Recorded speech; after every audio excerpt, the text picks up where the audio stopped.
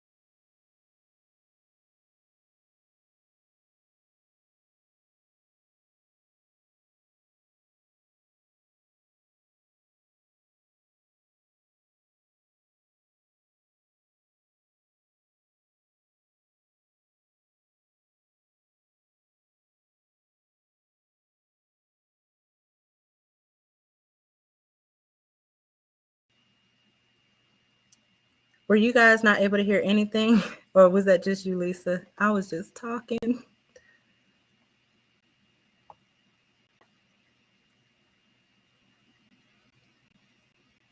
No? Oh my gosh. Can somebody tell me the last thing you heard? I'll backtrack. We just went through a whole economics lesson.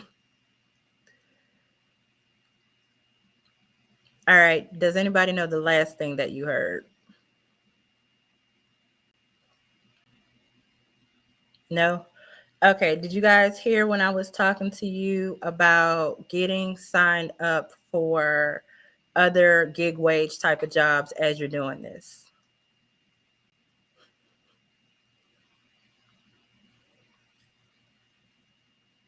All right. Well, let me roll it all the way back. I'm sorry about that. I'm gonna have to edit this out. It must be because I went off the screen.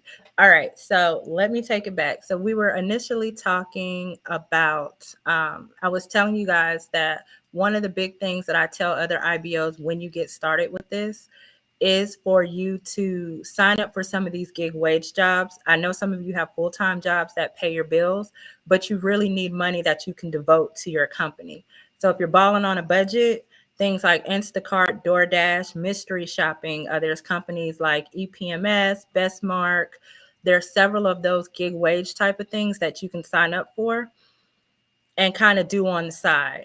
So, hey, I need $200 for a class, or I know I'm going to need money to deal with my expenses, and you can't necessarily afford to take it out your paycheck, or you don't have one. Things like Instacart is great. I mean, you cash out same day with all these gig wages. And the mystery shopping is more of like monthly pay. But these other gig wages and even servicing for a rise, you don't want to start this with no other income, because like any other company, you're going to have to invest in your business. There's not really any business that you're going to be able to start and not put some money into it. So you're not in a necessarily big, you don't have a big financial investment. Those gig wage jobs can be a great way, and even servicing yourself, right? But try to set up to where you can have another stream outside of your bill money, outside of what you're doing, to pay for what you need in your company, because you're definitely going to, you still don't hear me? Can everybody else hear me?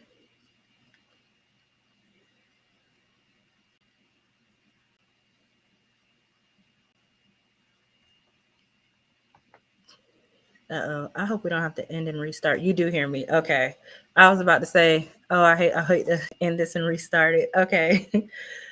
All right. So that's number one recommendation would be signing up for another gig wage company. Most of them have wait lists right now. So you go ahead and just, sign up for it. Um, there are apps like Upside and different things that you can save gas on. You really want to look at saving money in other areas, because skimping on investing in your company and in yourself is going to just slow your progress down. Now, did you guys previously hear my explanation of the IBO sole proprietor versus servicing agent? Did y'all hear that part?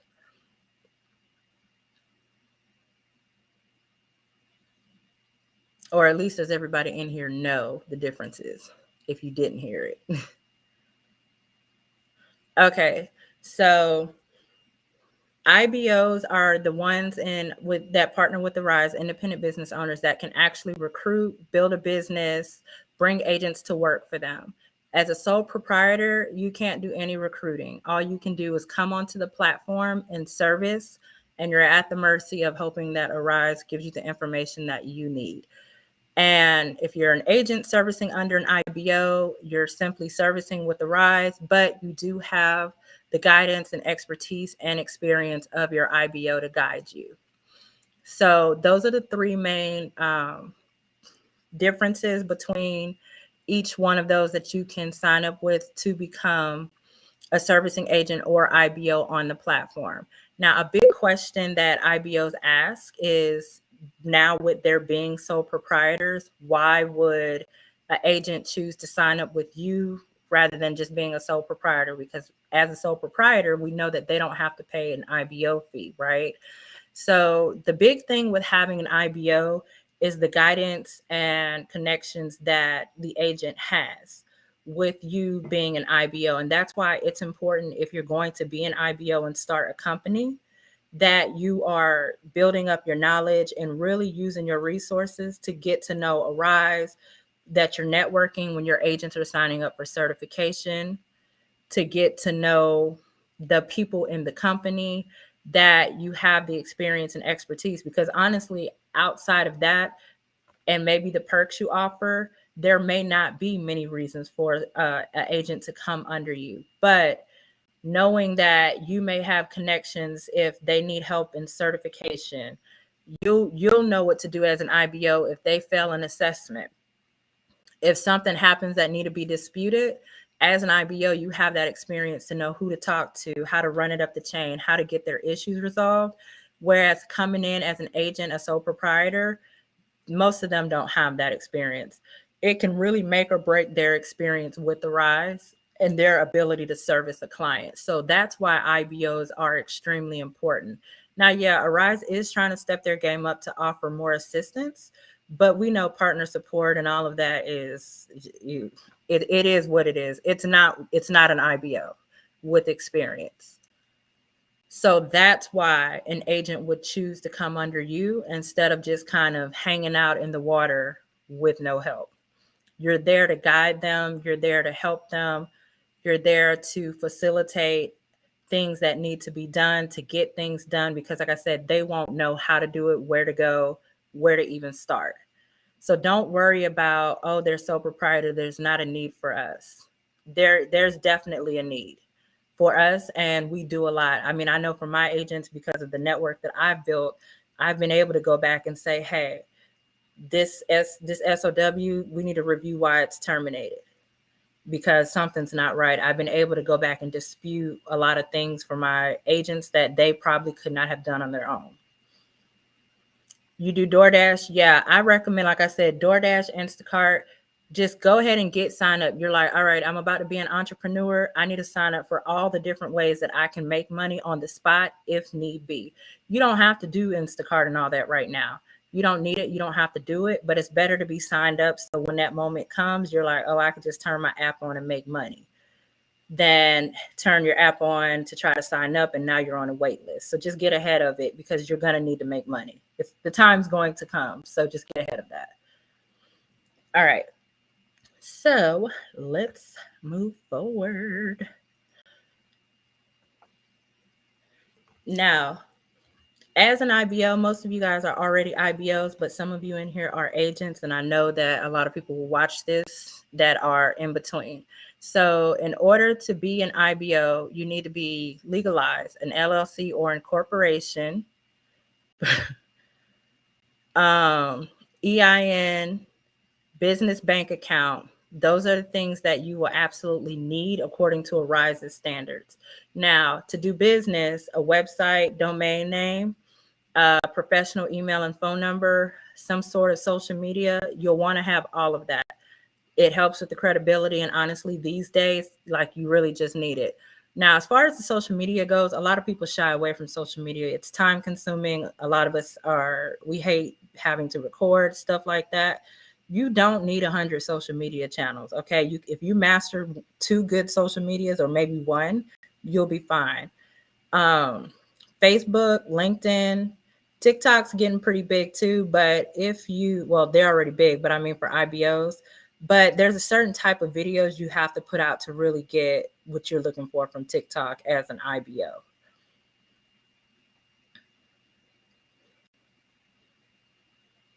I'm reading in the chat. The consultation, inbox me, Mr. Major. Yes, reach out through Facebook. All right, so LLC or incorporation, as far as doing that, of course, we know about LegalZoom and stuff like that. You can pay their fees and do it that way. They do charge you for every little thing, even the things that you can get for free, like EINs and stuff. You can do your own LLC if you type in Secretary of State, whatever state you live in. That website will come up, and there is the business center, usually in their licensing and stuff like that. You really can file your own paperwork.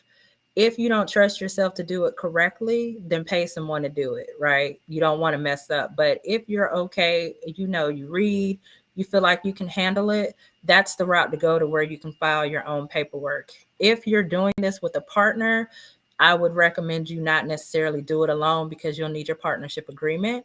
And that, at least if you're going to file your own stuff, have that reviewed by an attorney.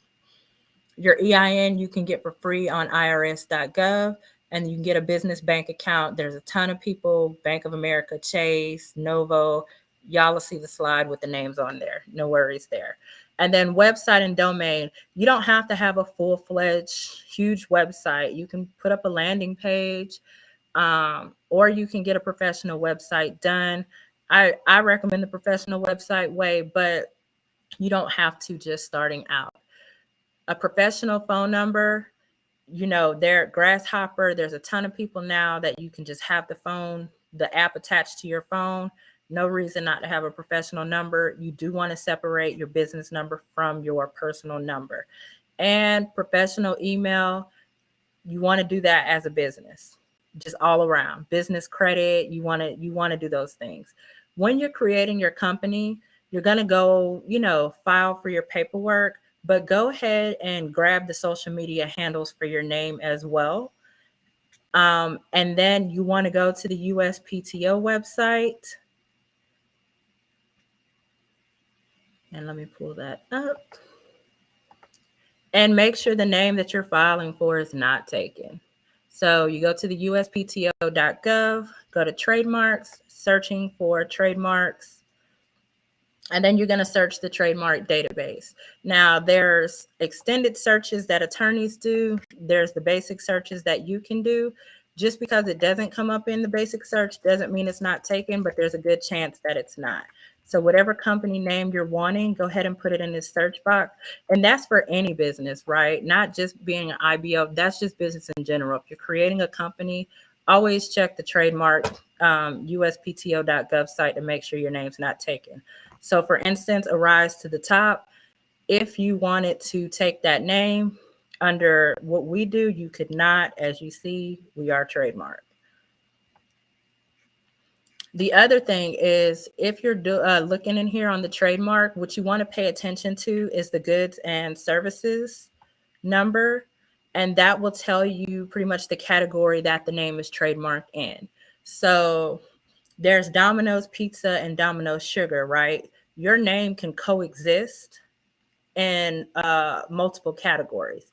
So I may have a Rise to the Top in these categories, and then someone want to, create a gun business and name it a Rise to the Top. They can do that because I'm not protected against that category. So don't just say, oh, my name is in the trademark, I can't use it. Look under the goods and services under the category that it's being used in, and then you'll see what category you're in, business services and stuff like that with this. So I just wanted to put that out there, that just because it's trademarked does not mean it's automatically eliminated from you. You just check the category to see. Any questions on how to check your trademark or check your name to see if it's trademarked, or on anything else? Like I said, do not pay attention. Don't worry about it if you missed the beginning. I was talking and nobody heard it. We're really just getting started. I'm gonna have to figure out how to take the video down and edit it out.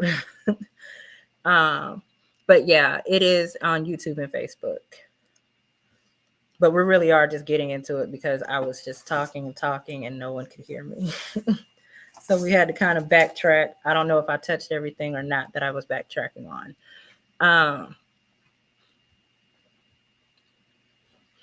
All right. Let me go back. Did you guys, you could hear me when I was talking about the ITR reports and the economic projections. Did y'all hear that part?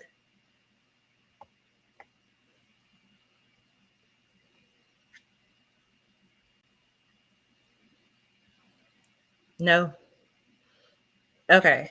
So Man, you guys really didn't hear anything. I feel so sad about this. I gave like a real good. It's okay. You don't know how to check your category, but you have a trademark. So just go to uspto.gov, and the first under your word mark, you'll see it says goods and services. Your category will be right there. It'll say IC and a number, and you could just Google the number and it'll show you the category. But it also, let me just share screen real quick again for you. Okay, we're going to repeat the ITR part. All right, so you see it has your word mark on here. What's trademarked?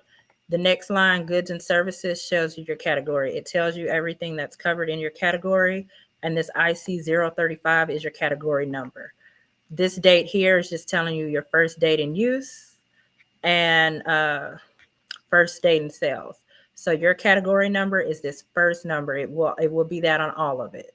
And then you'll see the actual categories, and it's a US trademark. Hope that helped. All right, so I was telling you guys when I was talking about you signing up for other means of income was if you pay attention to any of the micro or macro economics that are happening.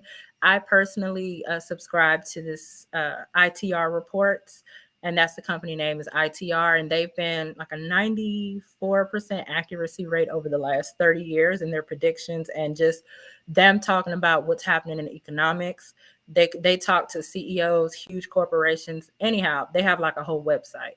So for the last, say, I want to say 10 to 20 years, them and a few others, they just haven't been really advertising it till now, have predicted that we're going to hit a Great Depression type magnitude event around 2027, 2028. And then we're supposed to be in it probably till around 2030 to 2032-ish, around that range. So I was telling you guys that now is not, there's going to be several, like it's going to get worse before it gets better. Yes, it's called ITR. Now is a great time to go ahead and start getting your business stuff developed. You already see, and I'm about to screen share so y'all can see the website. Actually, I'll just put the website in chat. You already see a lot of layoffs happening. A lot more will be happening.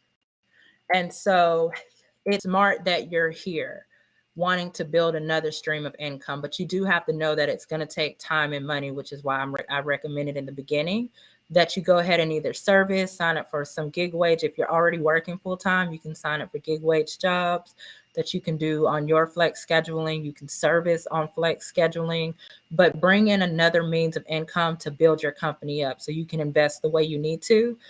The economy is definitely going to get worse.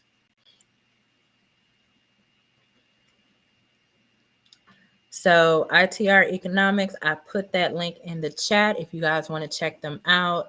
I think they have like a bunch of free stuff out there. They have the paid membership too, which is like really good. If you're into that type of stuff, I'm totally into it. So I pay for the membership. All right. Any questions on what you need to become an IBO if you're not already an IBO? Business bank accounts, yes. So this next slide actually has that on there for you. Novo and Axel are pretty decent. They're online. They're completely based online business accounts. Wells Fargo, I have a business account with them. I have several different banks, and I recommend that too. Just me personally, I know some business partners that I talk to don't do it, but I don't like all my eggs in one basket.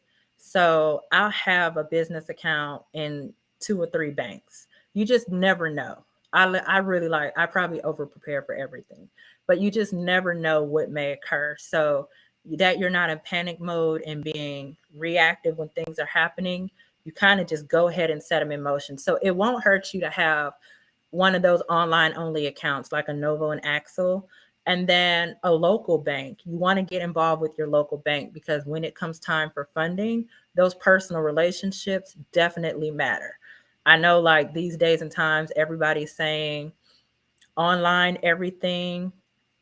automation, everything's just personal relationships still trumps all. Know that. And when it comes to you getting approved and declined, you having that personal relationship with the bank manager or branch manager, or even some of the people within the bank can get that, decline turned into an approval.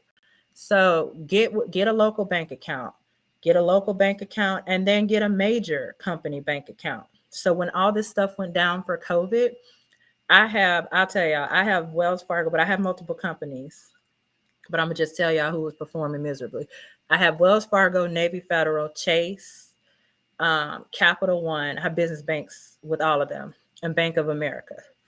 So um, it took Chase forever when it came down to that PPP stuff. Wells Fargo moved the quickest and gave the most money back for it. My local bank did pretty good as far as when they stopped funding all the big banks. I was able to go to my local bank with one of the companies I have. But Wells Fargo did decently, but I did see where they were like getting sued for discrimination. I did not personally experience that, but the lawsuits themselves say it all. They clearly are doing it. They keep losing. But I have a really good relationship with my Wells Fargo here, in-person one. Chase took forever. Like literally, if you didn't have a bunch of money in your account, you were on the back burner. They're still a good business bank account to have, and they have one of the best business credit cards. So I'm not telling you not to get them, but what I'm telling you is you can do an online bank, do a local bank, and then do a big bank, because the future is uncertain. We don't know what's going to be happening, but have a backup bank. Don't just rely on one. Unfortunately, with the rise, you can't do Navy Federal. Axel is AXEL. You can't do Navy Federal. Some IBOs that had them before still have them and they're okay. Navy Federal doesn't do business with the rise. So once they realize you're getting deposits from a rise, they're going to shut you down. But if you're able to do Navy Federal and you have any other company, they're amazing as a bank too. Yes, AXEL. All right, so that's it on the bank portion. Do more than one. Any questions there? We already went over the EIN and the Secretary of State website if you need to create your LLC. All right. All right, so now you're legalized. You got all that stuff together. You checked your name, the trademarking is available. You got your domains, all that good stuff going, your paperwork, EIN, your LLC. You also need to check your local city, because you may need a local business license too. Back when I first started online, like this stuff wasn't as popular. It wasn't in my city, wasn't mandatory for what I was doing, but it is now. So don't forget about that local business license if you need one, especially if you're trying to expand outside of a rise. I know a lot of you ask about doing call centers and buildings and stuff like that. You'll need a local business license. All right, now you got all that squared away. You're getting ready for your first agent. What do you need? So you need to know your payroll dates, your pay method, and your pay scale. What day do you want to pay? Y'all know, if you've watched any of my other stuff, I tell you the 1st and the 15th, or the 15th and the last day of the month are the go-to dates, because when you're smaller, it doesn't really matter, right? You can pay the next day if you just really wanted to. But as we're not building our foundation for you to be a small business or a small company. We're building it so that you don't have to go back and rebuild it. So when you get bigger, you have more agents, you will need that time. The 1st and the 15th will give you time to process payroll. If you are going through like a Gusto, a Square, contractor pay, I think they're 4 days before they pay out your agents. So Arise sometimes, y'all know the deposits are supposed to be on the 7th or 8th and like the 22nd or something like that, 22nd, 23rd. But if it's a weekend or holiday, you know that they're going to pay after that. So those extra days, so you're not having to come back to your agents and say, oops, payday is late. That 1st and the 15th will keep you in that safe period. Also, it will allow your money to sit in the bank account for you to accumulate a larger daily balance. So when you go in for funding, it looks like your business is bringing in and holding more money. Easier, it helps you with the funding aspect. So you want the money to sit there. We know that you're not keeping it because you're paying it to agents, but having a $10,000 deposit sit there for 5 or 6 days is better than having a $10,000 deposit come in and then go out the next day. So that's why I recommend those dates, but choose as you wish. Pay method, how are you paying? So we know direct deposit, it's the most legit way. It's what most people are used to. Do direct deposit. But what I'll tell you and what I had to learn the hard way is when you're sending out your like direct deposit forms or your sheets for pay, get a second payment method right on there. And that can be any other payment method you want. As long as direct deposit is on there, they're going to feel legit about it. You can, ask them, hey, do you have a PayPal, Cash App, Venmo, Zelle for a second payment method, just in case something's happening with your first payment method.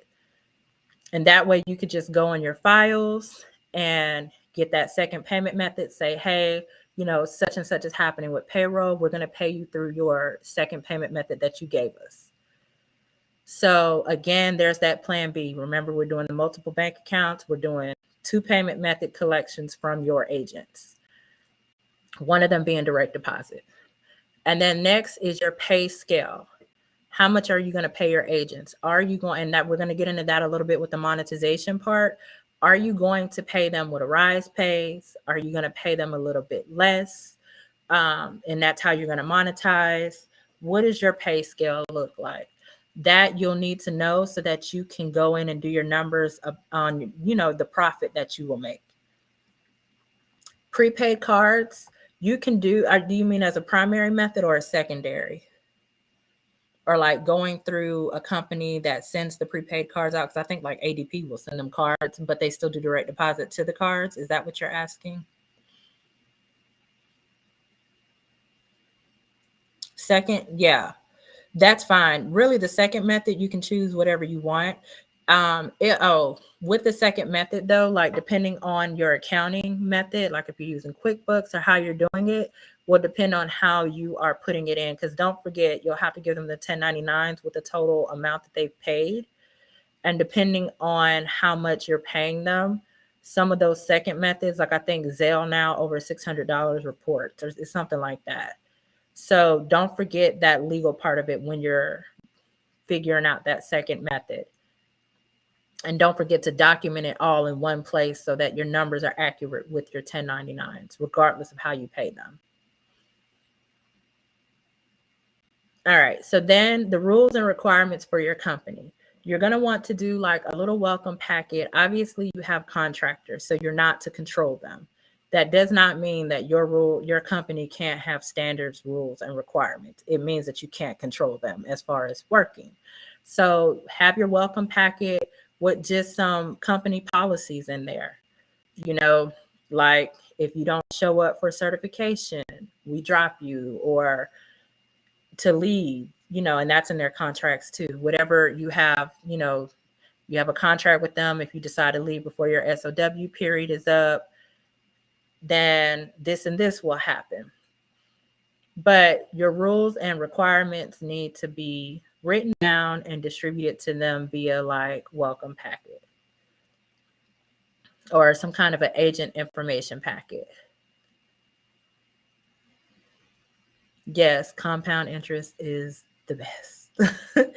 You'll want to have at least general knowledge of being a 1099, and really less general, more really good knowledge of being 1099, because these lines are getting blurred a little bit more. And we know the administration that's in office right now, but the other administration was that way too. They're really trying to stick it to the gig wage world. So it is very important that you understand what being a 1099 is, that you relay that accurately to your agents, and that you are following in line with being 1099 and being legal. And that's with your verbiage, your email communications, your phone calls, any touch point that you have with your agents or potentials, your websites. You need to make sure that it's accurate when it comes to following 1099 laws. In the Facebook page, all of them, I think they're in. I do have the 1099 verbiage sheet to kind of help you. And I know in my masterclass and in the document bundles that we sell, they're in there too with a little bit more examples. But I do give that away so that you guys could at least have a starting point. But you need to make sure that you're using appropriate verbiage. I recommend using more templates than just sending generic, just responsive emails. We template everything. I don't care what question you ask, I probably have a template for it. And that's only because I go through, we send it to our legal team, we make sure that the verbiage is accurate in whatever replies we're giving. And it also helps when you start hiring help, like if you start virtual assistants, stuff like that, they have templates to use so that you don't have to worry about them going out of code of conduct and stuff like that. Arise had a big problem with that. Like some of their QAs would be sending stuff that you're like, wait a minute, I must be getting benefits and W-2s for this. So you don't want your company to do that. And Arise is in a lawsuit right now around the 1099 situation. So protect yourself. Getting acquainted with AVA is so important. You can pay a ton of money for a ton of different things, and you will still need to get in there and learn AVA yourself. AVA's a little chat button. Sometimes she's at the very bottom right hand of the portal. She used to be a circle. I think she's like a Black woman now. She was. I don't know if she still is. I have to look. She was a couple days ago. But she changed. Her looks changed. But click her and just type questions in there, like the questions that you guys ask in the group. And of course, you can ask them in the group, but type them in the AVA because you'll see the answers that come up. Now, when you go to live support, partner support, I tell you guys all the time, like most of them are just not even accurate they give you different answers. Like different agents give you different answers. So you want to know how to get answers yourself and not just have to rely on what other people are telling you. If you pay them lower than what Arise pays you, how do you reconcile the difference? What you paid them in the 1099, doesn't it come from Arise? No. So Renee, Arise will send you, your company, a 1099 of everything that they've paid you. It literally will have 3 lines on it, and it's going to have their EIN number, the number that they paid you for the year, and then maybe like an address or something in your business name. They don't have any agents on there. You're solely responsible for reporting and doing the 1099s. So no, they won't get anything from Arise in regards to that. It will come directly from you. The other thing with the 1099s that you want to be aware of is the fees. If you charge a fee, you don't want to double dip, meaning if you charge a fee, do not, and the 1099 that you send your agents does not include the fees that you charge, do not tell them that they can write those fees off, because then it's double dipping, right? If the 1099 that you're giving them does not include the fees that they paid, then they have nothing to write off. So if you want to tell them, hey, you can write these fees off, which they are legally able to write those fees off, the 1099 needs to include the income with the fees. Does that make sense, or was that confusing? You guys got that part? That's important, because that can get you audited. All right. So you also want to have an onboarding process. What is your process from the moment your agents touch down, see your Facebook ads, see you on a job board, see you talk to you in public? From the moment they come to you, what is your process? Write it down. And for those of you that downloaded the planner that was in the Facebook group, you can do it there in the notes section. Write down your process. All right. From the moment they talk to me, I'm going to send them to my website. From my website, they're going to apply. Once they apply, this happens. All right. Once this happens, we're going to do a virtual interview or group session. You need to write that process down. And I have another YouTube video on onboarding process as well. And then it's also in my classes. If you want more in depth, your monetization method, how are you going to make your money as an IBO? There are 4 main methods, and that's literally everybody's doing that same method. So either you're charging an IBO fee, you're paying less than what a Rise pays, you're charging a percent to the agent, a percent of their pay, or you're doing a combination of. That's the main base way of making money as an IBO. Now, there are other ways to make money, but though that is going to be your, well, how do you make money as an IBO? That's the answer. And then any perks that you want to offer, you need to get that together too. And perks, I love perks because you can be as creative as you want to be. And it gives you the opportunity to really get out in your community and talk to businesses. For those of you that have the Auto IBO portal or that'll be hopping onto that, we'll have a perks page too. But I love to go talk to businesses and say, hey, I do this and I have these agents, or I will have these agents. Would you like to promote your company and give my agents, special pricing? For our local agents, like we do daycares that give special prices. We do restaurants. For our agents that are not local, we do gym membership stuff, rental car discounts, just different things. And literally, like I said, you can be as creative as you want to be. So many IBOs in the group have businesses as well. So you guys can kind of get together and exchange incentives. Like one of our perks, my daughter has her candle company. So all of my agents get 20% off their candle orders. If you have other businesses, incorporate that into it. The other thing you could do with perks is monetize. So you could go to someone who does taxes. Like I know Pia Hill, Sherry Washington, and there are some other IBOs that do taxes, and say, all right, hey, let's partner. I'll send my agents to you for the tax stuff if you give my agent special pricing for partnering with me. So now you have someone that you can send your agents to. You're useful. They're getting special pricing. You have a perk to offer. But the way you make money is you also say, and for every agent I send to you, I would like such and such amount in referral. Or you ask them, what do you pay for referrals? So your perks can be used to bring more money in. I saw somebody say, I do taxes, but the name just says Facebook user. Type your name in there so I can see your name. So yeah, make deals, wheel and deal, do affiliates, promotion stuff, and then you can have perks and make affiliate money. So that's another monetization thing that you could use. You're going to have access to a bunch of people, right? Just doing this opens the door for you. The people you recruit, the people you talk to, you should think of every person you talk to as a pipeline. All right. Either they're going to make you money because they're going to be your agent. They can make you money because they're referring people to you. They can make you money through affiliate offers of other things.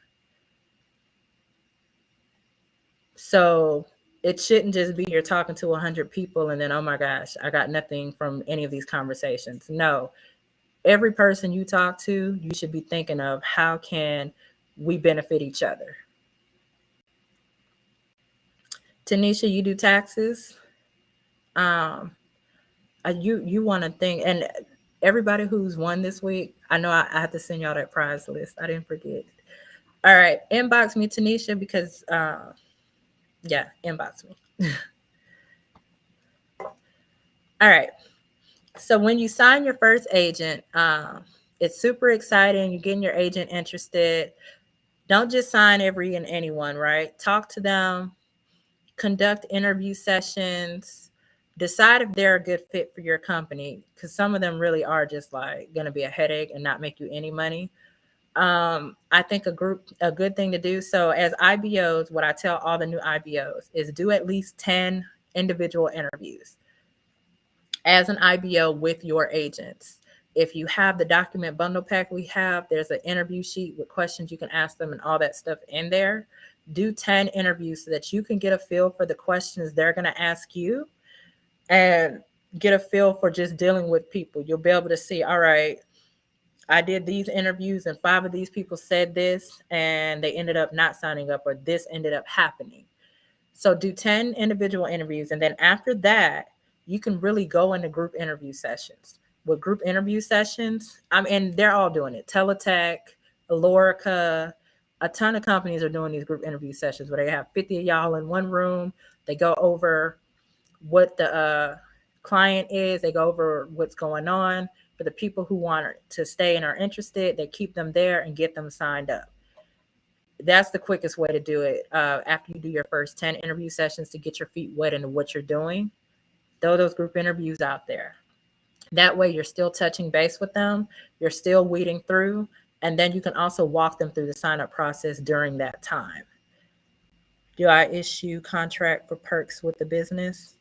Shantae, rephrase that for me. Like, do we have contract agreements when it comes to the affiliate side of it? Are you asking? Because if that's what you're asking, yes. If it deals with them having to pay money, there's going to be a contract involved.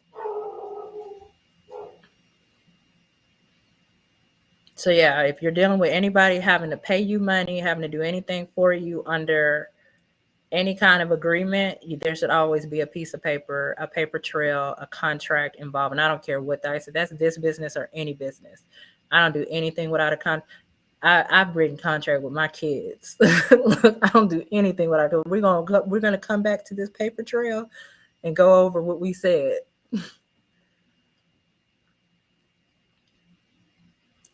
All right. So you're walking them through the process with those group interviews. Also do welcome to the team meetings, right? They've done the interview. Great. They're in there. You walked them through. You're doing your process of keeping up with them via email, text, whatever. Do a welcome to the team meeting. You can do it once a month. Get everybody new in there. Do like a big welcome. Again, reiterate about them being a contractor, perks, go over all that stuff that's in your welcome packet. Give out a prize. Get them psyched. And in your welcome to the team meetings, you can also do like a quick portal overview. We do that sometimes, where if we see a bunch of them are not signed up in a client, we'll do a portal or overview talking about each client and then get them signed up right then and there. All right. So for them to join your network, you're going to need to give them your IB ID, and you can go, it's in your profile. If you go into the Arise portal, I think it's information and then profile, your IB ID is right there. I think you can still do the EIN as well. The IB ID number is way shorter though.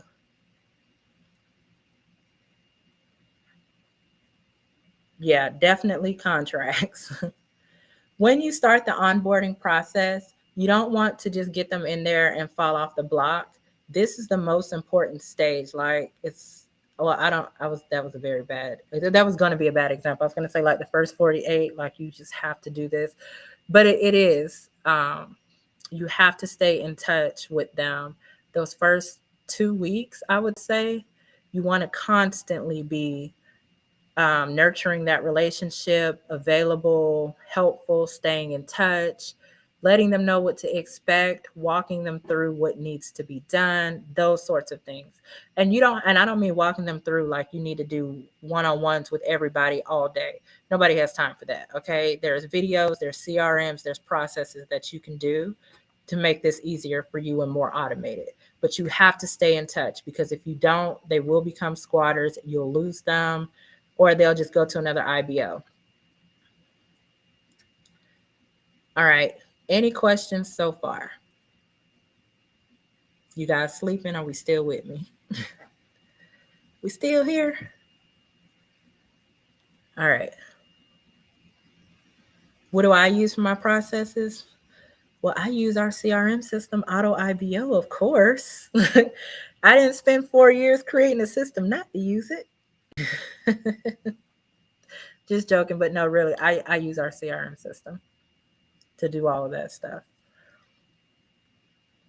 Yeah, Well, I'm doing this Saturday. I'm doing an actual CRM walkthrough, like just showing the whole system because we're kicking off the new system that we have that we've totally redone. So Saturday at 11 a.m. I'm doing a walkthrough. But if we have time today, then yeah, I can quickly show you some of it, but we might not. So we'll. I don't want to promise you that I can show it today, but for sure Saturday we're doing a walkthrough. All right. Once you've approved them on your company, like I told you, you'll want to do a virtual meet and greet, a welcome to the team meeting, whatever you want to call it, you'll want to do it. All right. You can do it once a month.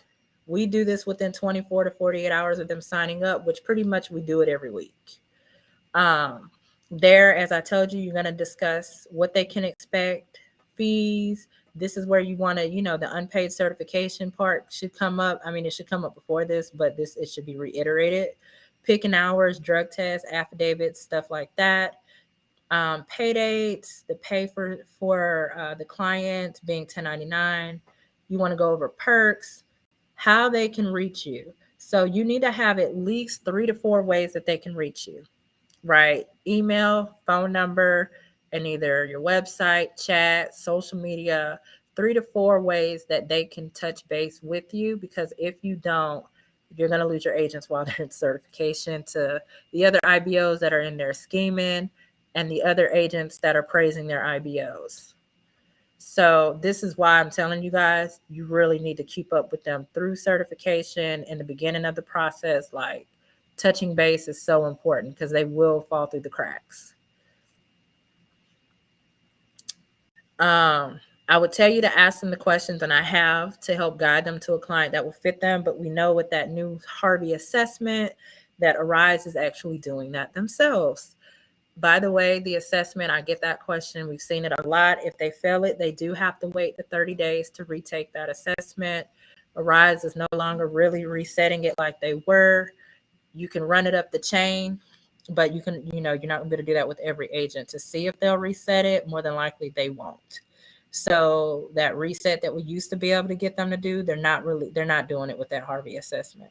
They'll have to wait 30 days. If they leave your IBO and come to you, that 30-day wait it follows them. It doesn't matter if they were with you or not with you. Those 30 days will have to be waited for them to come in and take it again. That Harvey test, never mind. We're publicly on YouTube. I'll have to do this in a private Zoom with like the class that I have. The Harvey assessment, I can't go in depth in it. It consists of them talking, reading sentences type of deal. They'll take personality tests, and what they're looking for is consistency. So if on one question they said that they were an introvert, they're going to ask them 5 different ways if they're an introvert pretty much, and the answers need to be consistent. You're going to do, the voice part where you're reading back the sentences, and then there might be a typing part. I can't remember all of it, but that was the gist of it. You want to make sure it's going to be about 30 minutes that they're at the computer. It says that they can save it and come back, but I tell my agents, like, take the 30 minutes where you don't need to stop and come back. Like, just do the assessment. So that's kind of that assessment that's happening. You have people failing it that have been with the Rise servicing before. So if they fail it, it doesn't mean they're stupid or anything crazy. A lot of people have been complaining about that assessment, but it does mean that they'll have to wait those 30 days. All right. Any questions on anything we've gone over up to here so far?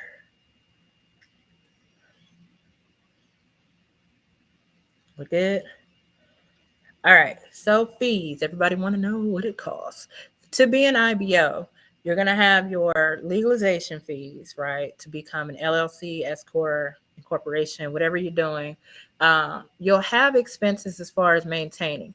If you want, payroll services or QuickBooks stuff, accounting services, stuff like that, you'll pay those fees. Maybe marketing tools, virtual assistants to help you run the company, you'll pay those fees. But Those are the IBO business expenses. In Arise itself, there's no certification fee anymore. So we don't worry about that. They do have the $30 background check fee that's paid once every 3 years now. And then $20 no-show fee if you're signed up for certification and you don't show up on the first day. They charge that card that you put in, $20. Also, a change that's happened with a lot of clients, depending on why you were terminated, I'm not going to say for all reasons, but a lot of the clients, I don't know if you guys have noticed, are starting to have where you can't sign up if your SOW was terminated for cause with that client. So it looks like they're starting to kind of open up more clients to those who may have been terminated for cause. I don't know how long that will last. And I don't know if that's just through the holidays because they really need to fill these temporary slots. But they're doing that right now for some of the clients. You can still sign up if you were terminated on another client, which before you really kind of got blackballed out of the system.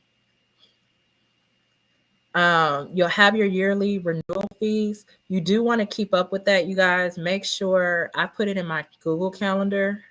Especially when I was first starting out, just put that stuff in your Google Calendar to do an annual ongoing thing.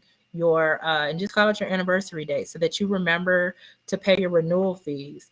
If you have a virtual address, you remember to, renew the things that you need to renew annually, because you won't really think about it. They'll shoot you an email, but if you're not good checking your emails, just put it in your calendar. The other thing that you want to put in your calendar is your accomplishments, right? My business partner been telling me to do it for years. I finally started doing it, but they're great to look back on. It's like Facebook memories. So when you got your first agent, put it in the calendar, in the company calendar. And when you start having people work for you, they'll be able to see what accomplishments they have that your company's had. The other thing that's pretty cool that you can do is every quarter, you can send out an accomplishment newsletter so that people know what you're doing in your company. And it'll be easy because you're putting your accomplishments in your calendar. So you can just pull the calendar and say, okay, we did this date, we accomplished this date. And then when you're up there giving your testimony and telling your story, you got facts, you got numbers, you got dates. So just start now logging your progress and your thoughts and stuff, building your company. Speaking of thoughts, I didn't even talk about that in the beginning, but do a vision board like today. It doesn't matter what step in the game you are, but I heavily believe in vision boards. So do a vision board of like your 3-month goals, your 6-month goals, and then your annual, your year. Where do you want to be next year? Put specific dates, times, numbers, all that good stuff on it. Be as specific as possible. Don't be scared to put dates down. Because what you do is you have your vision board and then you work backwards. And that'll help you stay on the direction that you need to stay on. And because what a lot of people do, I won't say what you guys, I do it too, is you start following 30 different business people, and then they're doing all kind of different things. And now you're jumping. You're like, oh, this is great. Let me do this. Let me do that. But you've accomplished very minimal because you won't stay on track. You're jumping at everything you see. And with social media, it's easy to do. So get that vision board to keep your vision on track to what you're doing, and so you can stay true to what you're doing and not jump off of what everyone else is doing for success, if that makes sense. All right. Any questions? We are trucking. Well, what are we at? The 1 hour mark? All right. Recruiting. So a lot of people are like, oh, where do I get agents from? They're literally everywhere. Recruiting wise, social media is really good. Obviously, social media is heaven sent for a lot of businesses, but do not forget about grassroots marketing. Do not forget about in-person recruiting where you're at. And that could be at your grocery stores. That could be at your kids' schools. That could be at events. That could be you sponsoring. That's you joining your chamber of commerce, your local chambers. That's you joining your local business community and getting out there the word of what you do. That's you letting people at your church know what you do. It's literally wherever there are people, you can recruit, right? Now, you do want to hone in on a target market. So you do want to figure out who it is you're talking to. Who are your ideal agents? Are you doing specific niches and markets like, you know, single parents, or maybe you're doing military. Maybe you have, some sort of a disease and you're wanting to do something with that. Like maybe you're doing cancer survivors that need income from home. Whatever market you're hopping in, there's several to do. If you pick the ones near and dear to your heart, you'll be more passionate, you'll work harder. But there's several to do, and you don't have to just stick to one. You can rotate your market, you can rotate your niche, however you want to, quarterly, biannually, annually. You might spend a year doing military. You might spend a quarter, like I said, on college kids.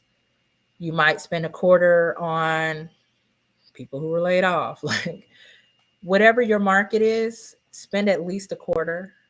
You can go longer. I wouldn't go less. And I say to spend at least a quarter because you need to know who your market is to know where to market. What type of marketing material do you need? How do you need to market? What do your things need to say? Because you need to appeal to the market that you're talking to. So you can do it in your planner, but write out your ideal agent. Where do they work? What do they look like? What do they drive? Where do they shop? What do they eat? That will tell you where you will find them, and that tells you where to market. So if you just start at who you want to talk to, you'll figure out the rest of the details by really honing in on who that person is. Make sense? All right. We're going. All right, monetizing as an IBO. We pretty much already went over this, so we won't spend too much time on this because I know that I can be long-winded. But we have the IBO fee, again, paying less than what a Rise pays. Now, do get ready. If you do pay less than what a Rise pays, there's IBOs that do it. We don't. We pay what a Rise pays. But do be prepared for the fact that the pay that a Rise is paying may be revealed to them. Okay? So you need to be prepared for that. They can find out. They're not supposed to talk about it in certification. They most definitely do. I've been in a few classes. I try to hop in a certification class at least once a year to stay up to date on everything. And they most definitely do, even though they're not supposed to. They could talk to other agents. They could be talking to other IBOs. Arise has not done it nearly as much lately, but Arise used to be really good for putting IBO opportunity announcements in agent portals where they could see the pay, but accidentally, they say. So just know that if you pay less than what Arise pays, they may hear how much Arise is paying, and it may pose an issue for you. It'll just depend on how you handle that situation. A combination of it, a percent, some charge a percent as well, usually between 7 and 12% on the IBO fee. Becoming Premier Partner is not going to necessarily directly help you monetizing, but they do have a couple perks left, like being on the Arise IBO recommended list on their website. So the way that list works, I guess where your placement is depends on what Premier, whatever you are. That doesn't really matter. What they're going to do is they're just going to start at the top of the list, is what most agents do. And they just keep calling, and whoever answers is who they go with. So just getting on the list is fine. But you'll be on that list of the recommended IBOs with the Rise with Premier. This is not a direct monetization, but again, once you hit 6 agents, the fee that Arise charges, which is $19.75 per agent per pay period, that fee starts to decrease. So obviously, as that fee decreases, if you keep the fee the same, you'll make that difference. So if Arise is charging you $19.75, or if you're charging $19.75, but Arise is only charging you $12, then that's an extra, like $7 difference that you can profit. So our fee stays the same, and it's because the agents fluctuate. So the discount is according to how many agents you have per that pay period. So one pay period, you may have 20 agents working and get one discount. And then the next pay period, maybe 10 agents working, you're getting another discount. So our fee just stays. We don't play with the fee.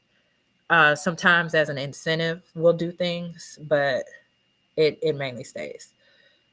Again, you can make money doing affiliate stuff for other people, from taxes to insurance referrals. We're contractors. So things that you would usually get and working a W-2 job, most people still want those things. Partner up with people who offer it and get your affiliate money for it.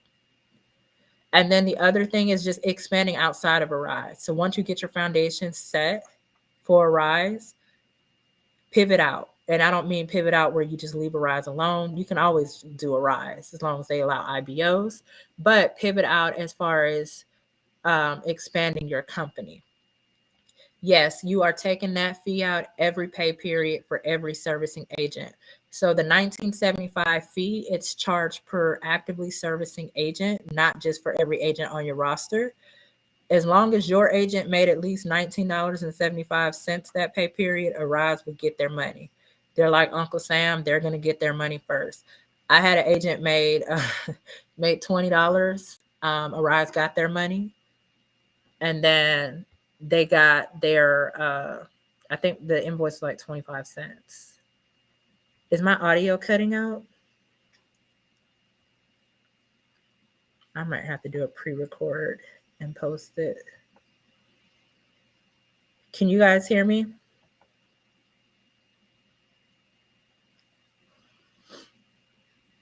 Okay, has it been cutting on and off really bad? I don't know what's happening with that. You can't, oh no, it hasn't been cutting out, or you can't hear me? Well, obviously you can hear me. You answered the question, right? Sometimes I get up here and I'm slow.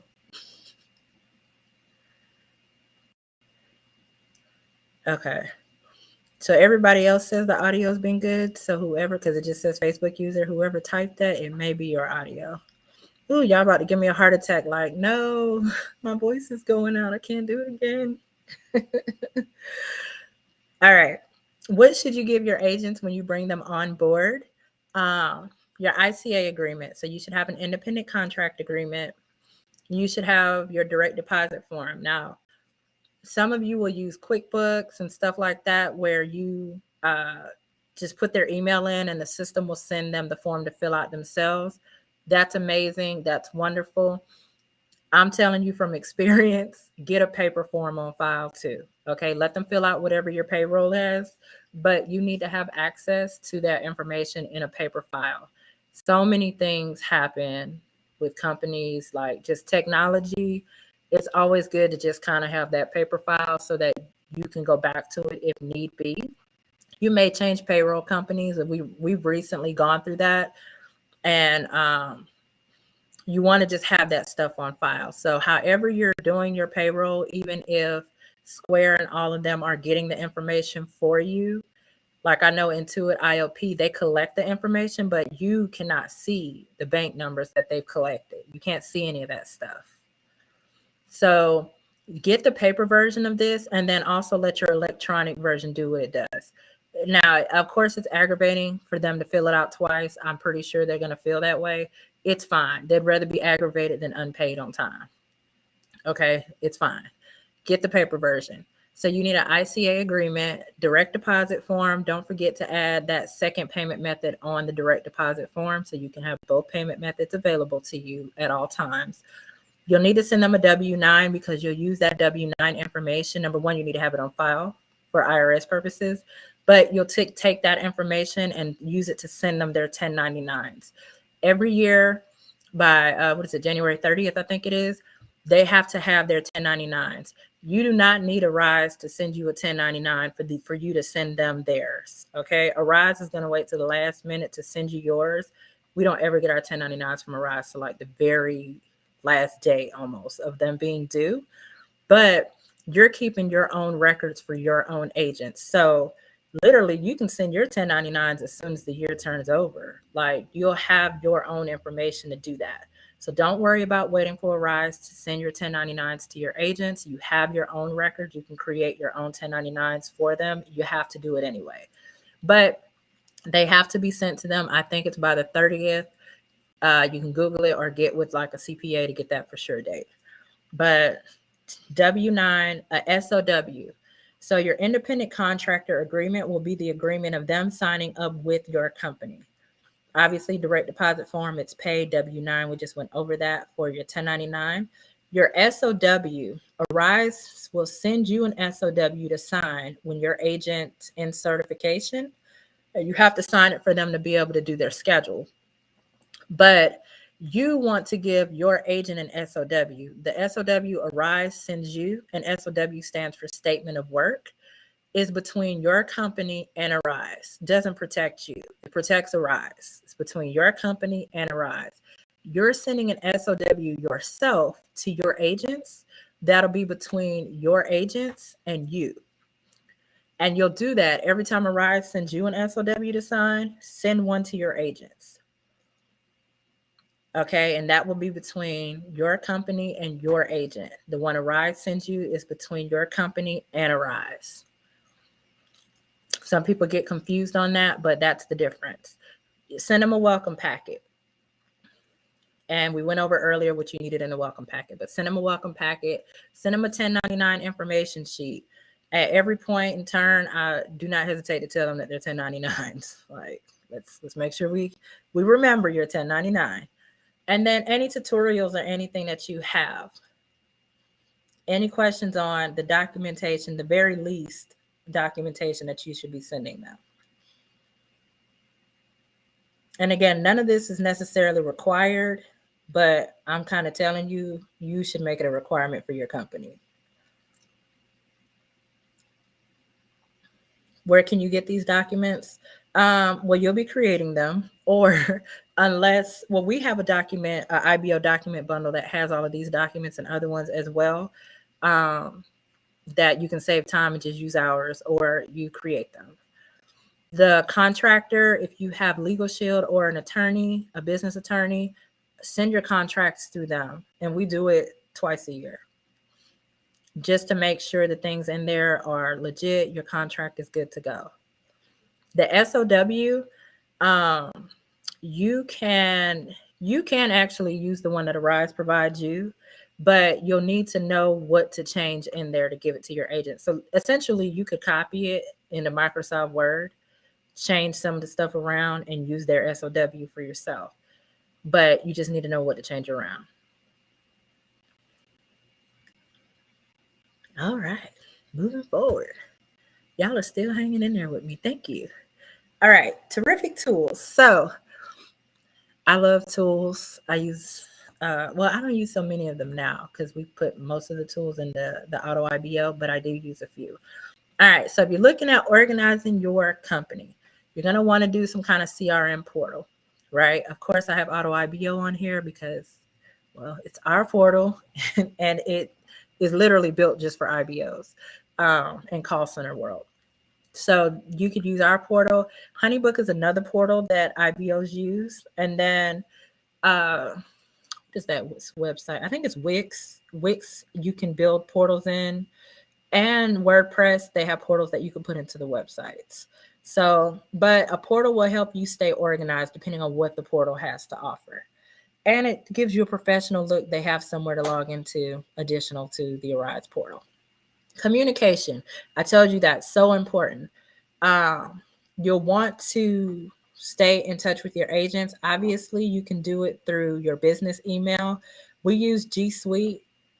I also use Microsoft. I use Microsoft for one of my companies and then Google for the other one, only because I was trying to do a A/B comparison.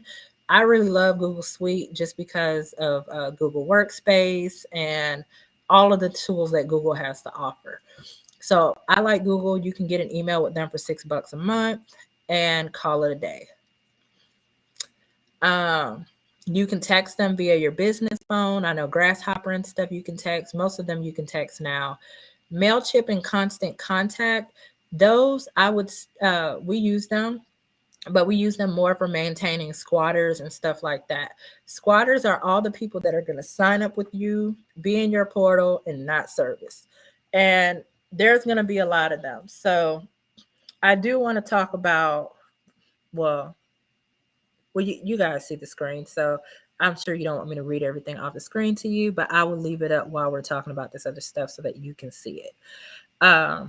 I do want to talk about some of the most common hurdles in IBOs, because sadly, we see IBOs come and go. Like if I have 100 IBOs come through a class today, this time next year, maybe 15 of them will still be in the IBO business. All right. A lot of people get super discouraged because, number one, you're going to be talking to all these people. They're going to be excited. They're going to act like they want to work, sign up, and they will never work. They're wasting your time, right? It sucks, but it happens, and it happens often. The percent of agents that are usually servicing is about 7 to 10% of your portal, which means if you have 100 agents in your portal, about 90 of them are going to be squatters. So it's numbers. Don't let that discourage you, because we all go through it. Like the IBOs that have, and there's only literally a handful of IBOs that have over 50 agents, but the ones that have 50 and 100 agents, they have 2, 3, 4,000 people in their portal. Literally. Some of your largest IBOs do. So that, a lot of people quit because of that. Another hurdle for a lot of people is just the Arise systems itself. The ASD, there's a lot of tech issues that do occur, and you have to go to tech support unpaid to resolve them. A lot of that is, number one, the computer that's being used. And then a lot of it is also simple fixes, clearing your cache and cookies, actually logging out of your system at the end of each shift, because if you don't, coming back into the portal, it's or into your systems for your shift, your stuff may lock up. So a lot of it is just day-to-day habit, but there are actual tech issues that occur. That's crazy, and you'll lose agents at that point. It's very frustrating for you, because as an IBO, there's not a lot that you can do. You'll lose agents in certification stuff. The financial client that Arise just had, it was a disaster with how many agents were lost in the cracks of having to do fingerprints, drug tests, stuff not coming back on time, so them just getting kicked out of certification. There's a lot of things that can occur that will greatly frustrate you because you don't have control. All right. I told y'all in the last session we did Monday, as an IBO, you're literally the middleman of the middleman. So the control rate is that of a middleman of a middleman. Don't let that dissuade you. The other thing that IBOs face is just other IBOs, right? Coming in, sweet talking your agents and taking them. I tell IBOs all the time, do not let that frustrate you. It's the same in any business. That's why Burger King sweet talking McDonald's clients is no different, than these other companies that are competing for the same people. So you have to just have that mentality of no matter what's happening, you're going to keep moving forward. One of the most frustrating things is the determinations. You don't find out before your agents do. You all find out together. And you find out right when the SOW's terminated. And it's a few years ago, it happened at the holidays. We had single moms that were destroyed.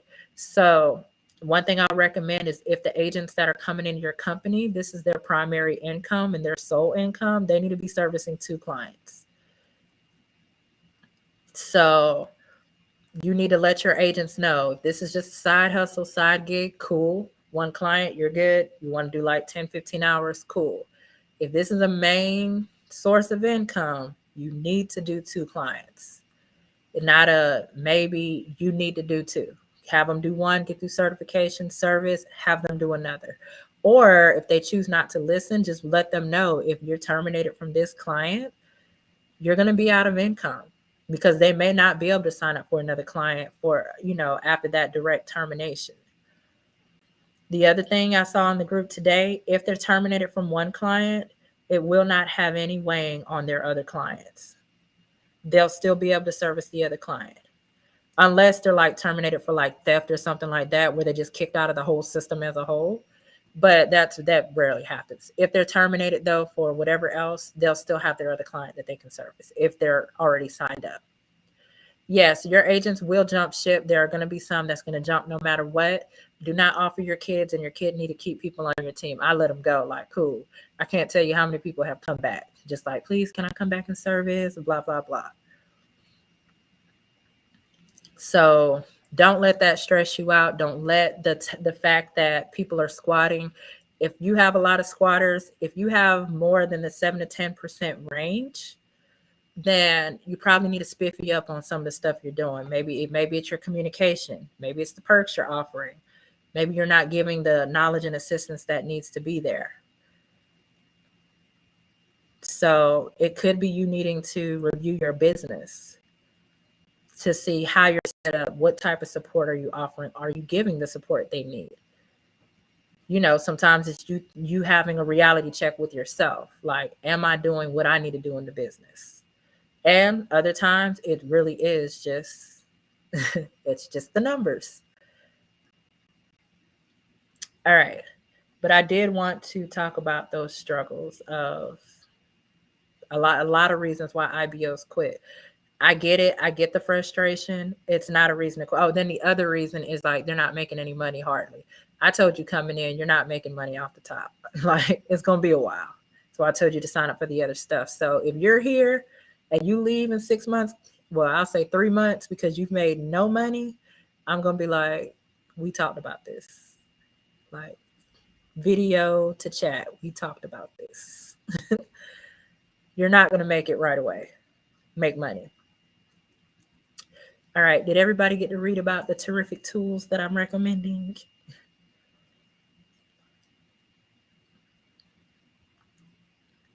Let's forge ahead. We got almost done, y'all. All right. So this is our Q&A session time.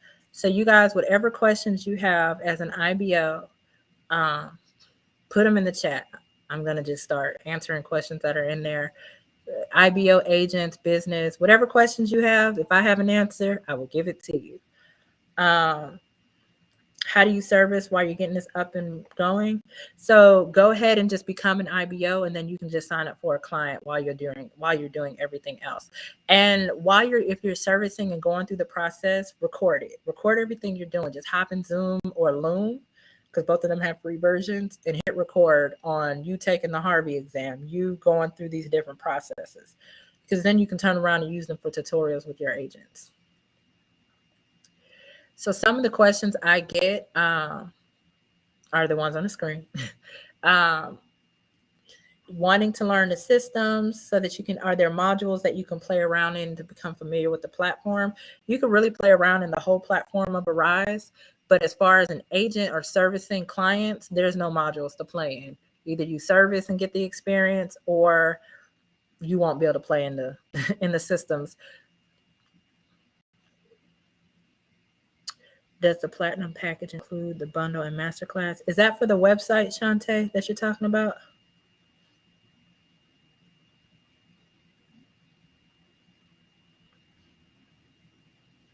Because if so, then yes. Can you provide additional training on top of the training that Arise offers through certification? Yes, you can provide whatever assistance you want to provide your agents. What we do is we have our experienced agents. It's like a buddy system. So we have like our best performer in that client come into the welcome sessions when we have new clients, our new agents. And so let me just give an example. The financial, if we had the financial one, which we know that this is not a real example because wave one is just starting, but we would have our top agent from the financial client come in, the new ones that are coming in. So we kind of build that buddy system. We give incentives to the person that's doing the mentoring. That way I don't have to know all the clients, but they'll still have help. So when you start getting agents, you can use that buddy system. Until then, unless you're going through the certification, I would link up with people who are in those clients that can help. But be careful with that too. the process about the fees that are paid to Arise. You'll be paying that $19.75 every pay period per servicing agent to Arise. Unless you have more than 6 agents, then that begins to get discounted.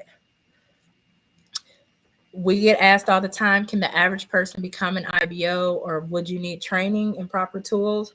Obviously, it's a business, so yes, training and proper tools will definitely assist you. The average person can become an IBO, but you need to get your business mindset ready.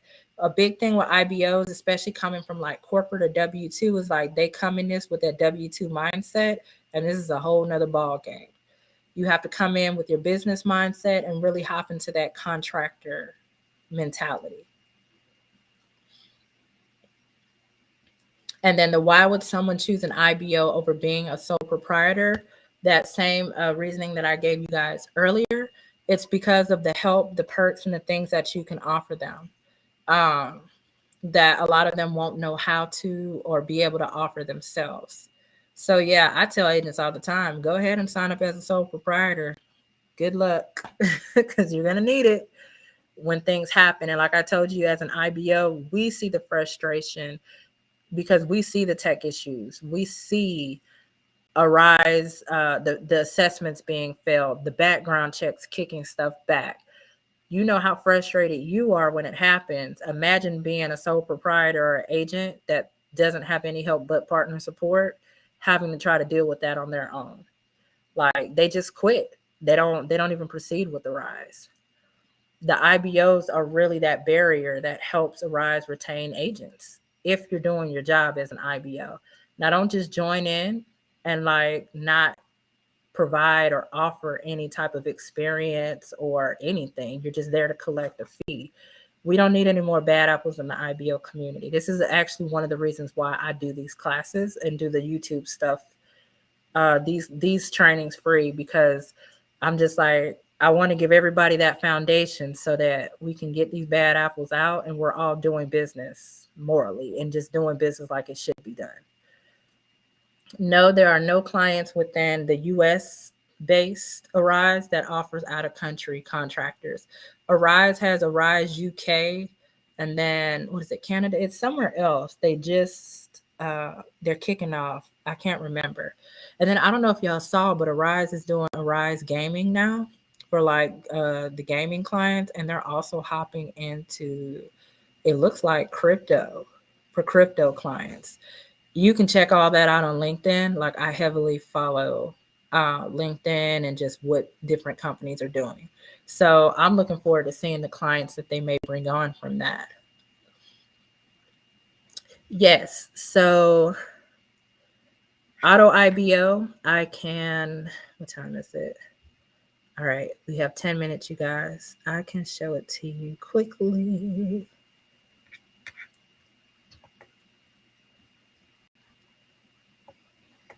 I was trying to log in before. Okay, so this is with Auto IBO. I said in Saturday you'll get to see a full tutorial, but this is the admin dashboard. So this would be your dashboard that you would see, but there's a contractor portal and an applicant portal. So your contractors have their own portal, and then your applicants have their own portal. And once they get signed up, they become contractors with you. So they have their own stuff to log into and to see. But as an admin, this is your page, your cover page, where you're able to come in. Whatever meetings you have scheduled will be here on your calendar. You can see how many applicants you have, contractors, your referrals. You can take payments in the portal too, so you can see payments. And then you have an appointment announcements box that's in your agents portals. So you can post whatever you want to post here. If there's a new client that you want to post about, if the company's doing an incentive, has a meet, like just anything important, you can post in the box and your agents will get it. I myself will also be able to post stuff in there for you guys, not your agents. We don't deal with your agents, but for you as admin, classes, resources, and stuff like that, and it'll just show in your portal. Here you can keep track of your workforce. You can hire in managers. So if you get VAs or people working for you, You can hire them in through your portal where they can operate the portal as well. Your applicants and contractors. You have your onboarding process. You can set up your own onboarding process, which can consist of your videos. So you'll have video automation that'll give your agents the information. You can set scheduled interviews if you want to do interviews and welcome meetings and live onboarding sessions. It's a step-by-step process, and it'll show in their portal as steps.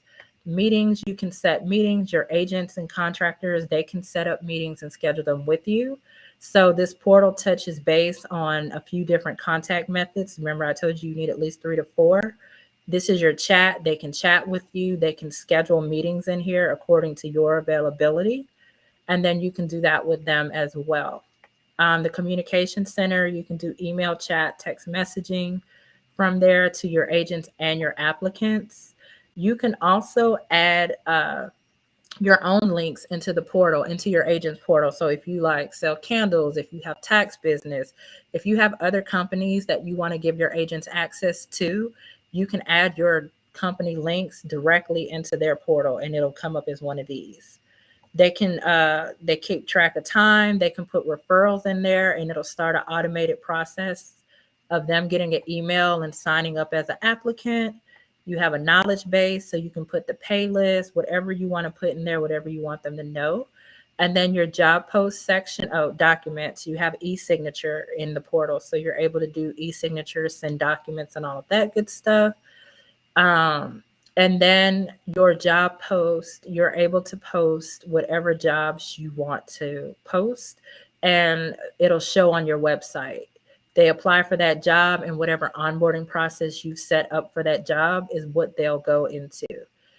Now, this is a multi-client portal, so you can partner with the RISE, ACD, whatever clients you have. If you have clients outside of both of them, you can keep all of that in this one portal. You can manage the agents for it. Whatever servicing partners, whoever you're doing business with, you can have in here. Add job posts for it that goes straight to your websites and stuff like that. So that's a quick overview. It's getting, like I said, Saturday we'll have the full overview. Saturday, yes. So Saturday's session will be recorded. If you're registered, you'll get a recording of it. If you're not registered, though, it's not going to like be publicly posted, but it will be sent out to everyone who's registered.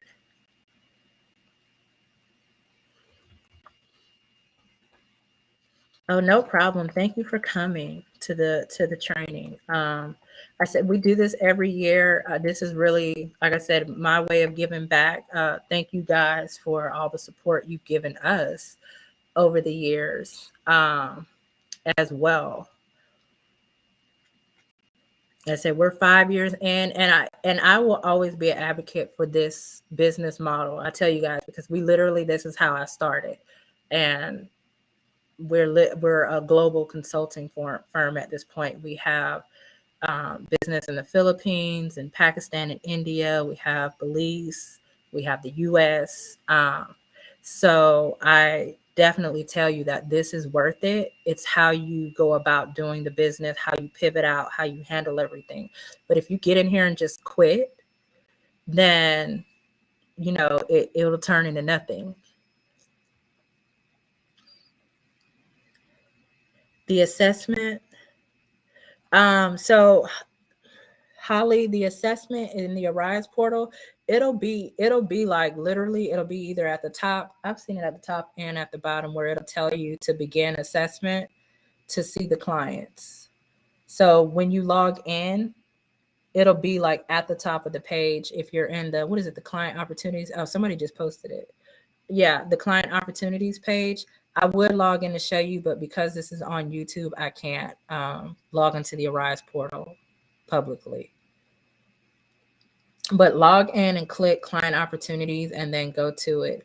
And also with that, it's going to show you first the opportunities that they feel like you qualify for.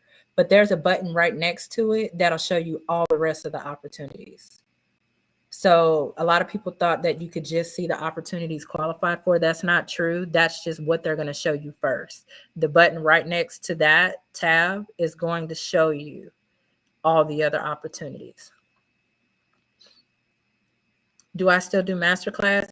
I do still do Masterclass. That was actually the last slide. So in Masterclass, we really go more into depth. This is like this of the things that you've heard in this training. And then we're talking more about growing your IBO, like outside of Arise. You get all the templates and the document bundle, building your business credit, setting the company up, monetizing. We really go chapter by chapter in depth on just the different things that you can do to build your IBO and become successful. So we do still do Masterclass as well.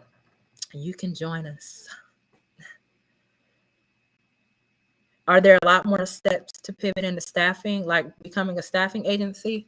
That is semi-location based. If you're trying to become a staffing agency within the BPO community, there's not a ton of more steps that you would have to do.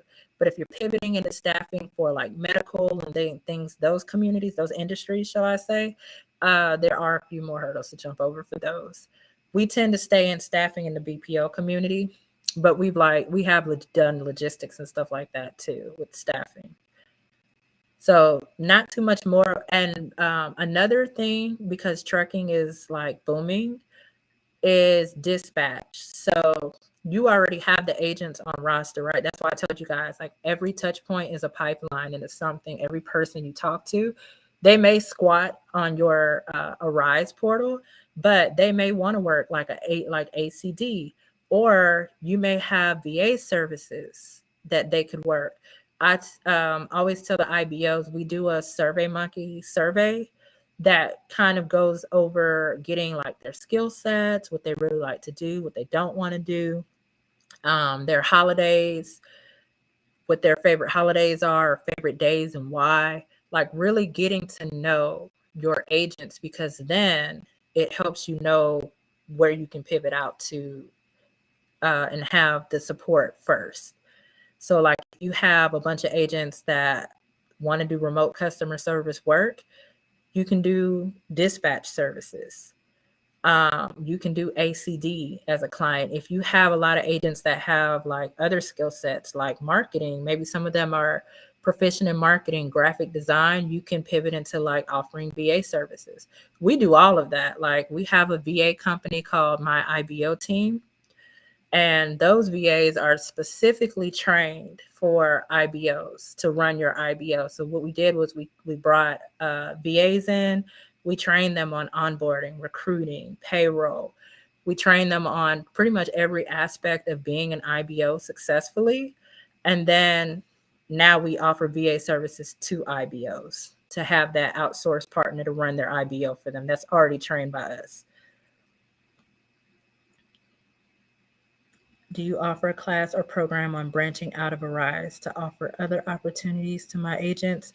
So I don't necessarily have a class yet. I know Monday, I told you guys for November, because a lot of people asked, I am going to put together one about branching out into a staffing agency.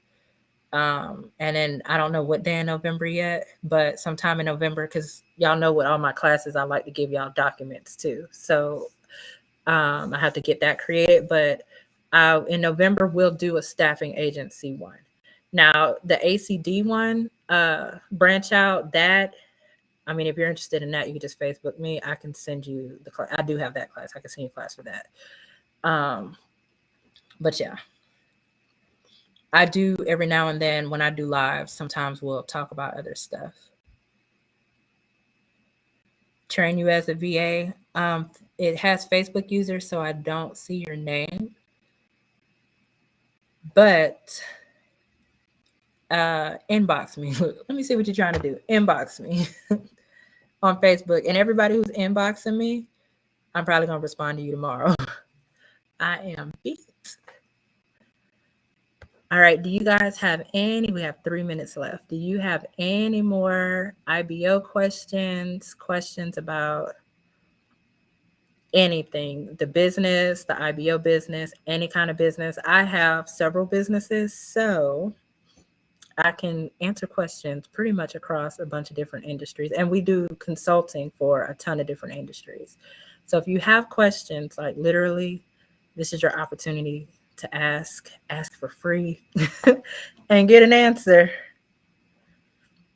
Virginia. Okay, Facebook me, Virginia. If you're Facebooking me, friend request me first if we're not friends, because your message will probably go in like the other inbox that I never check.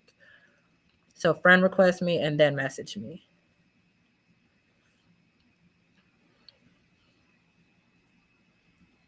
Someone said you talk about business credit. Is that in any class? Business, yes, I love business credit. I help you build it in Masterclass, but there's also I have videos on YouTube about with the steps of building your business credit too. Shantae, you're looking at about 2 to 3 weeks. That will depend on how responsive you are with your website stuff. As long as you're responsive with the team, you're looking at about 2 to 3 weeks.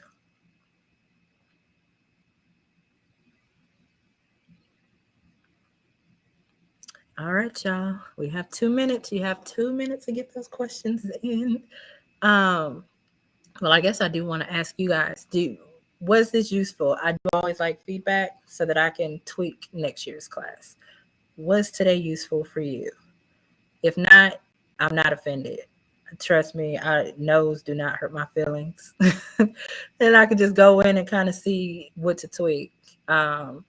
Did anything that I stated today, do you feel like it would help you in your company? Yes. Okay. So then I know I've done my job, right? Because that's literally, I just want to make sure you guys have the information you need to get what you need to get.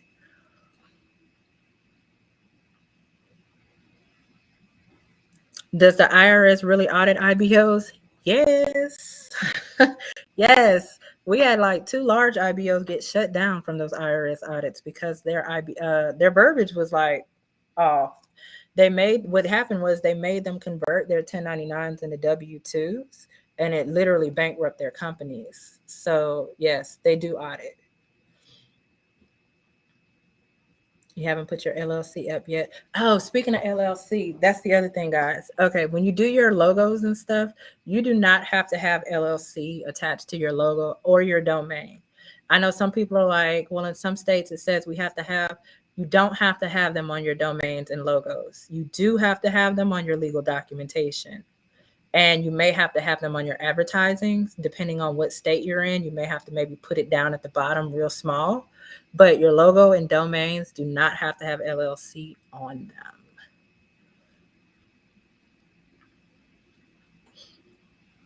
Well, all right, y'all. I want to see you guys and hear your success stories in the classes I do on the Facebook, YouTube pages. If there is a topic that you want me to cover, because I'm always trying to figure out what content to do when I do these videos and post them to YouTube. And I don't want to just make content. I want to do stuff that's actually useful to you guys. I really don't enjoy recording. So if I'm doing it, I want to make sure you can use it. Let me know in the class. Like, you can literally just go to Facebook page and, hey, Paris, can you do a video on whatever? And so I can make a list and start pushing out those videos for you guys. I don't mind. I have a lot of information and knowledge in a lot of industries. I don't mind giving it out. So just let me know what it is you're looking for. Google Voice numbers. Google Voice, I have a little hate with them because of that. Thank you for calling Google Voice. The other numbers really are not that expensive. You can start off with a Google Voice if you just absolutely must, but I would not. And if you don't have the planner, you guys, it's completely free. Like, just download the planner from the Facebook page, and it goes in like where you do your notes, your goals. It's for IBOs. So just download the planner, print it out, and you can organize yourself on there too. Oh, no problem. Thank you for coming. a prior single member LLC? Do I have to switch to S or C Corp? So, all right, Michelle, Facebook me that question because I can't publicly say what I want to say about that. Arise does want you to be an S or a C Corp or an incorporation, but Facebook me that question so I could tell you what I really want to say.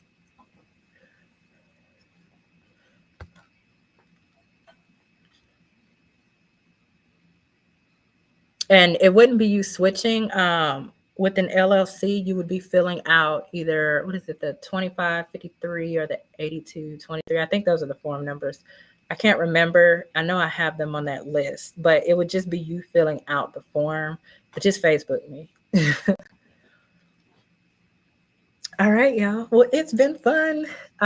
Thank you for celebrating the 5 years with us. We are 5 years old. Yay. Happy birthday to Arise to the Top. And I look forward to seeing y'all throughout the year. Like I said, I want to hear the success stories. Tag me in them. If you're interested in Auto IBO, Saturday we're doing the live showing of it. You can register. If you can't make it Saturday, register, get the recording. If you don't register because you watched the video on YouTube like a year from now, arisetotop.com, by then we'll have the information up. A corporation opposed to an LLC? Is that what you're asking? Should you do like an incorporation instead of an LLC? If so, I can't answer that for you. I would get with like an accountant. That will depend on your financial situation, what else you have going on business-wise or personal-wise, and what your goals are with your company. So that's not like really a black and white answer. A lot of IBOs have LLCs, but I do know some that have corporations and for certain reasons. So I don't want to get up here and lie to you.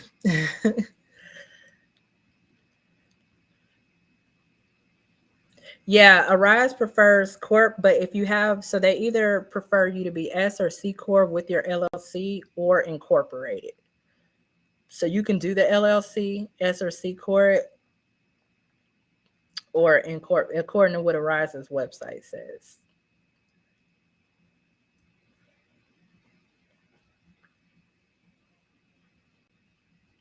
All right, y'all. Well, it's been a fun 2 hours. Like I said, if you have more questions, put it on Facebook. Tag me because I don't know, something's going on with the Facebook thing, but old questions pop up, new ones. I see them sometimes, I don't see them. Tag me. But y'all have a great night, and we're doing another contest tomorrow in the Facebook page. And then again, if you like the content, like and subscribe. Have a great night. I'll see y'all next time.